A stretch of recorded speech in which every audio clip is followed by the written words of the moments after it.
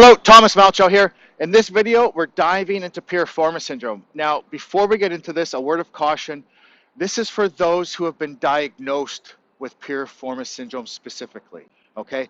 If you are experiencing pain or numbness down your leg and the cause has not been diagnosed, either contact me or see a physical therapist in your area. This is not appropriate for those who are experiencing sciatica due to discogenic or other issues, okay? So I'm going to show you the routine first, and we'll talk about the scientific rationale after. So the first thing we're going to do is inhibit the piriformis. Now your piriformis is situated just above where your back pocket is, okay? So we're going to use a foam roller. I'm going to put the foam roller on the ground here, and I'm going to sit on it. Now what I'm going to do from here, if I'm going to target my right piriformis, I'm going to cross my right ankle over my left knee, and I'm going to lean to the side. And I'm just above the area where my back pocket is, and I'm surveying around looking for the most tender spot. Okay, once I find that spot, I'll sit on it for 30 seconds to 2 minutes. Now, I can progress this by moving from a foam roller to a ball, right? So the ball provides more pressure. Of course, pressure is force over area, so if the area goes down, the pressure goes up. I put the ball on the ground, and same thing, find that spot right above my back pocket, cross this over, and sit here for 30 seconds to 2 minutes. I could increase this even more by pulling on this knee to thin out the gluteus maximus, allowing me to get deeper into the piriformis, and then relax, and then sit there again 30 seconds to 2 minutes. The next thing we're going to do is stretch our hip flexor complex. Now this is a stretch that I see done all the time, and it's almost always done incorrectly. The way most people do this stretch is they fall into this position here trying to stretch this area, right? The issue with that stretch is we only have 10 to 15 degrees of hip extension. This is a lot more than 10 to 15 degrees. This is about 45 degrees. And that should be concerning because that means the body is getting that mobility from somewhere else and we don't know where exactly. And we only want to stretch structures that are too short. Okay, so I'm going to show you how to do this correctly. First of all, we set up with nice right angles everywhere. So the knees at 9 degrees, our hips at 9 degrees, our femur is in line with our torso. We have our shoulders down and back and our chins tucked in, okay? Now, some people just right here will feel already a little bit of a stretch, okay? Now, the way we start to progress this is first by doing a posterior pelvic tilt. So I'm tucking my tailbone underneath, okay? Now, if when you do that posterior pelvic tilt, you experience an increase in your sciatic symptoms, that could be an indication that your sciatica is due to discogenic issues, and in which case you would want to contact me or see a physical therapist in your area, okay? But let's assume that you don't have any increase in your symptoms with a posterior pelvic tilt, okay? Now, with a posterior pelvic tilt, you will feel an increase in that stretch. And the reason for that is a posterior pelvic tilt is relative hip extension, right? So without even technically extending our hip, we've lengthened the hip flexor complex by with our posterior pelvic tilt. Okay, so right there, I've increased the intensity of my stretch. Now, if I want to increase it further, I can do a couple different things. One, I could increase my knee flexion by going from this plantar flex position to this position here with my toes or the ball of my foot in the ground. Okay, so that increases the knee flexion, which pulls on the rectus femoris and increases the intensity of the stretch. Now, if I want to increase it further, I would go into about 10 degrees of hip extension. And this is a great stretch. I haven't stressed any of my tissues. I haven't gone into any extreme positions. I'm really in a really safe position, and I'm getting a great stretch in my hip flexor complex. We would hold this for 30 seconds to 2 minutes. The next thing we're going to do is stretch our anterior adductors. This is another stretch that I see done incorrectly almost all the time. And the reason it's done incorrectly is the way people will do this stretch will incorporate the posterior fibers of adductor magnus into the stretch. So they'll do the stretch like this, and they're leaning forward and they're feeling a stretch here. The reason we don't want to incorporate the posterior fibers of adductor magnus is because those fibers and the anterior adductors don't do the same thing, okay? The posterior fibers of adductor magnus extend and externally rotate our hip, okay? Now, if we have piriformis syndrome, normally we will also have an anterior pelvic tilt and functional knee valgus, meaning our knee will be moving in, and we want to target specifically those anterior adductors. So I'll show you how to do that. First thing we're going to do is set up with our feet about double shoulder width apart, okay? And I'm going to take, if I'm stretching my right side, I'm going to take my left foot and put my left heel in line with my right toes, okay? Now from here, what I'm going to do is, again, go into a posterior pelvic tilt. So from the side, it will look like this. I'll tuck my tailbone under. And as soon as I do that, I will already feel a stretch in my anterior adductors because I'm lengthening those muscles, okay? Now right here, some people will feel that that stretch is intense enough just by doing the posterior pelvic tilt, okay? Now if I want to increase the stretch, what I will do is I'll take my hand here, put it on my hip, and I'll drive my hip towards that foot, okay?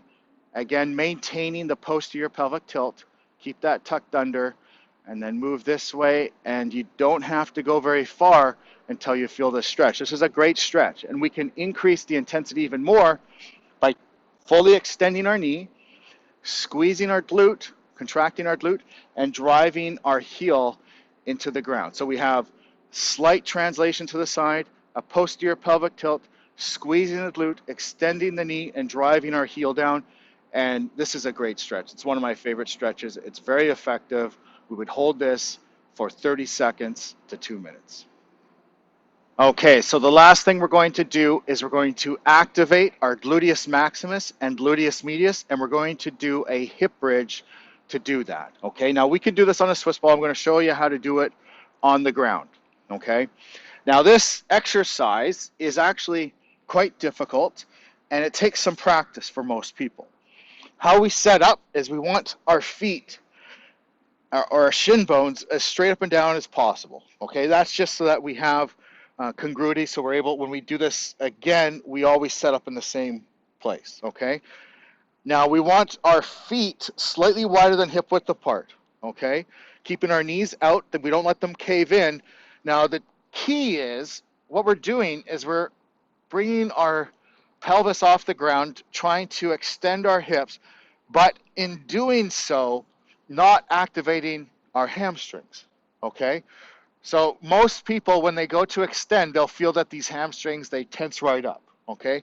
What you want to practice is squeezing your glutes, keeping your hamstrings relaxed as you bridge up, okay? The reason we don't want the hamstrings to kick in is because they have become synergistically dominant to your inhibited gluteus maximus and gluteus medius. It's all part of piriformis syndrome, okay? So if we lift or extend our hips by having the hamstrings do the work, we're just reinforcing that synergistic dominance, okay? So we need to get out of that, and we need to focus on just using our glutes to lift our pelvis off the ground. Again, this is difficult. It takes some practice.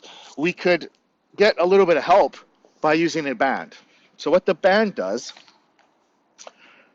get the band up around our knees, and again, get our feet a little bit wider than shoulder width, and then we have to resist the band by pushing our knees out. Now what that does is that activates our gluteus medius and gluteus maximus right there.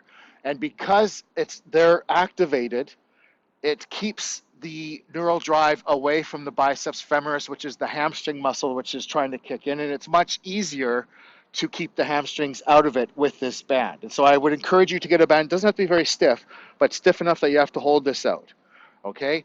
Now the tempo, what we want to do is we want to go up for 2 seconds, we'll hold for 2 seconds at the top, and then we'll take 4 seconds on the way down, and you will feel this start to burn really quickly.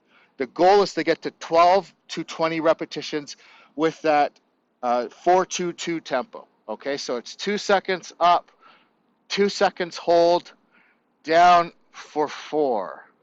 Okay, now Another thing to be aware of is we want to keep our deep core stabilizers activated the entire time. So keep your belly button drawn in away from your waistband, keep your knees pushed out, keep your hamstrings off, up for 2, hold for 2, down for 4, 12 to 20 repetitions. So let's talk about the piriformis a little bit. It's a very interesting muscle. It originates from the anterior surface of your sacrum, which is the bottom part of your spine. So the front surface of the bottom of your spine, it runs behind your hip and inserts into the greater trochanter here. Okay, so because of that line of pull, it externally rotates your hip, right? But as I bring my hip into 90 degrees of flexion, the piriformis no longer externally rotates the hip. It now horizontally abducts the hip. Okay, but we can take this one step further. As we go beyond 90 degrees of hip flexion, as I get my knee higher than my hip up here, the piriformis no longer externally rotates nor horizontally abducts the hip. Now the piriformis will internally rotate the hip. Okay, obviously internal rotation and external rotation are opposite joint actions. So the piriformis down here externally rotates the hip, up here internally rotates the hip. And the reason for that is due to some very advanced kinesiology. It has to do with the line of pull of the muscle, the axis of rotation of the hip joint, and some very advanced osteokinematics. We're not going to get into any more detail with that here, but for my personal trainers out there, my physio, chiro students, if you want to learn more about that, feel free to contact me. Let's bring the sciatic nerve into the conversation. So your sciatic nerve originates from spinal nerves L4 to S3. They combine together, forming the sciatic nerve. It travels behind your hip, and in doing so, travels underneath, or in some people, directly through the piriformis as it makes its way down your leg. Now, sciatica is irritation of that sciatic nerve, and it causes pain and numbness through your glute and down your leg. Okay, the worse that irritation, the further down your leg the symptoms will go. Okay, now again, if you have not had the cause of your sciatica diagnosed, contact me or see a physical therapist in your reason. You could have sciatica for a number of reasons, one of which could be due to an overactive piriformis. When your piriformis becomes overactive, it can pinch down on your sciatic nerve, causing pain and numbness down your leg, as well as weakness, and that's referred to as piriformis syndrome. Okay, and it can be quite debilitating, not only affecting your golf performance, but also your quality of life. Okay, now piriformis syndrome is not the only negative result or negative effect of having an overactive piriformis. Because of its investment on the sacrum, an overactive piriformis imposes a huge influence over the alignment of your sacrum as well as your SI joints, and can render your SI joints either hypermobile or hypomobile. And this is referred to as SI joint dysfunction. And in a previous video, I talked about how having SI joint dysfunction can cause chaos through your swing sequence because it makes it difficult for you to rotate. But how does the piriformis become overactive in the first place?